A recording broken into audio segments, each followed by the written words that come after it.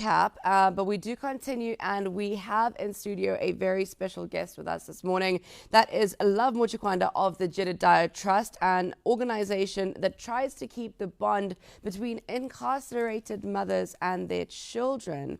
The trust will facilitate a kids' visit to the incarcerated mothers at Chikwanda Female Prison on Mother's Day. Welcome, welcome, welcome back to Good Morning Zimbabwe, Mr. Chikwanda. How are you? I'm good. Thank you, Nabila. Thank you for having me again. It's always an honor to have you and to have all of our guests, because we do realize that it is a very, very early morning, so we don't take you for granted. Thank you. But now let's jump straight in, because I've got a few questions for you.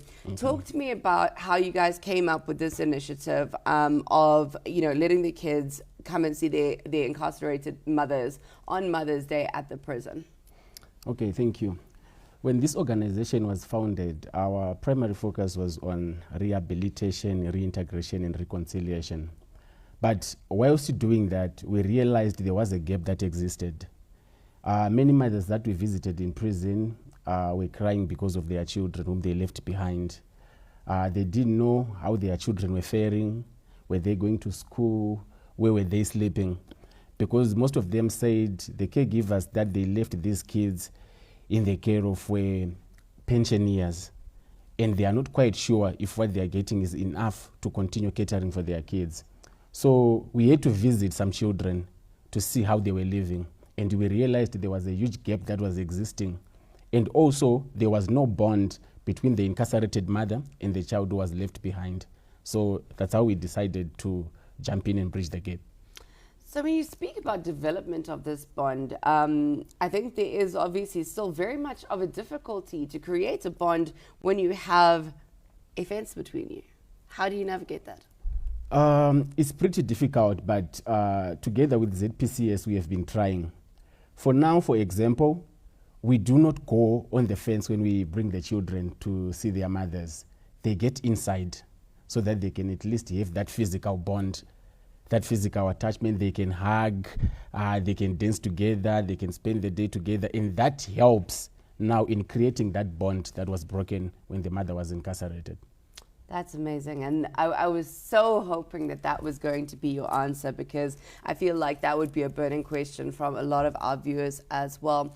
But now talk to me about the frequency of visits. So we've got this one on Mother's Day planned, but because obviously you're trying to bridge that gap. Currently, what is the sort of frequency of children going to visit their incarcerated mothers, and the support that is given to those children to be able to, because Chikwanda is not, around the corner from everywhere? Okay. Before, we're only concentrating with Mother's Day and the Christmas holiday.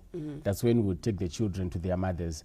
But now, because ZPCS has allowed us to come more frequent, it means these children are going more and more to visit their mothers. Instead of going to see their mothers twice per year, now it's over 4 times, 5 times, and they'll be having a good time because they'll be spending the whole day together. Oh, that's amazing. Yeah. Now, do you have any sort of financial backing that will allow the kids to potentially take their mothers a Mother's Day present? Or is that something that you would look for?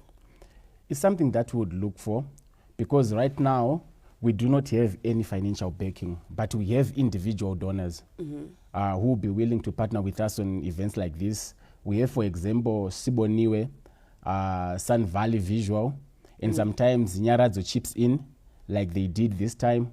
We also have musicians who just chip in.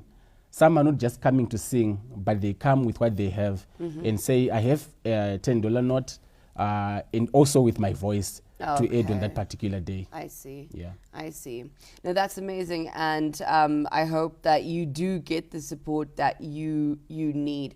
But I also know that children of incarcerated mothers struggle on the outside as well.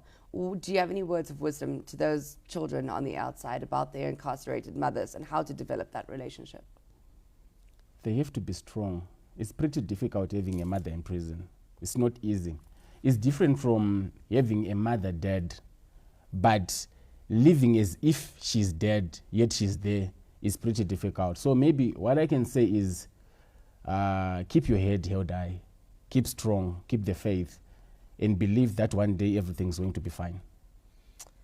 And I would just add on to that and say, if you are going through a tough situation or you're struggling to navigate it, reach out to a place like Jedidiah Trust, who will help you to navigate through that situation. On that note, how can they find you?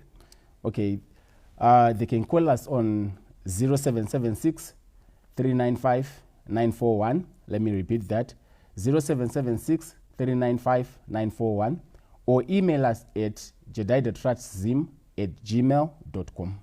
That is awesome. Thank you so very much for everything that you're doing for both the incarcerated mothers as well as the children on the outside, and the support and the systems that you're putting into place. It's been an absolute pleasure having you on the show. Thank you so much for joining us. You're welcome, Nabila. Thank you. All right. Well, closing off that with such inspiration, and Mother's Day is coming up.